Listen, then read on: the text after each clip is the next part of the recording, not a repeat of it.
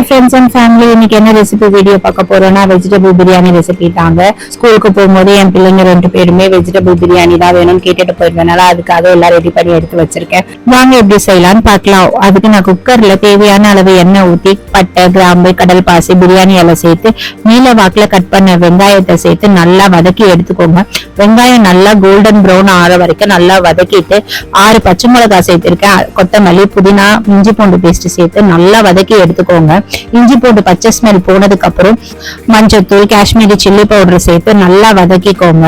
பழுத்த தக்காளி தான் இதுல சேர்த்திருக்கேன். நான் சரிக்கு சமமா தான் இந்த பிரியாணிக்கு தக்காளி சேர்த்திருக்கேன். வெங்காயம் 2னா தக்காளி 2 அந்த மாதிரி சேர்த்து நல்லா வதக்கிக்கிட்டு கேரட், உருளைக்கிழங்கு, பீன்ஸ், பட்டாணி நீங்க என்ன வெஜிடபிள்ஸ் இருந்தாலும் சேர்த்துக்கலாம். இதோட நம்ம சேர்த்த வெஜிடபிள்ஸ் எல்லாம் மசாலாவோட நல்லா வதங்கி வந்ததுக்கு அப்புறம் பிரியாணிக்கு தேவையான உப்பு சேர்த்து 1 கிளாஸ் பாஸ்மதி ரைஸ்க்கு 1.5 கிளாஸ் தண்ணி வீதம் தண்ணி சேர்த்து உப்பு செக் பண்ணி நல்லா கொதி வந்ததுக்கு அப்புறம் அரை மணி நேரம் ஊற வச்சு வடிச்சு வச்சிருக்க பாஸ்மதி ரைஸை சேர்த்து ஒரு விசில் விட்டு 15 நிமிஷம் தம்மு விட்டு எடுத்து ஃபைனலா அரை லெமனை பிழிஞ்சு விட்டு எடுத்தீங்கன்னா என்னோட ஸ்டைல்ல சூப்பரான வெஜிடபிள் பிரியாணி ரெசிபி ரெடிங்க.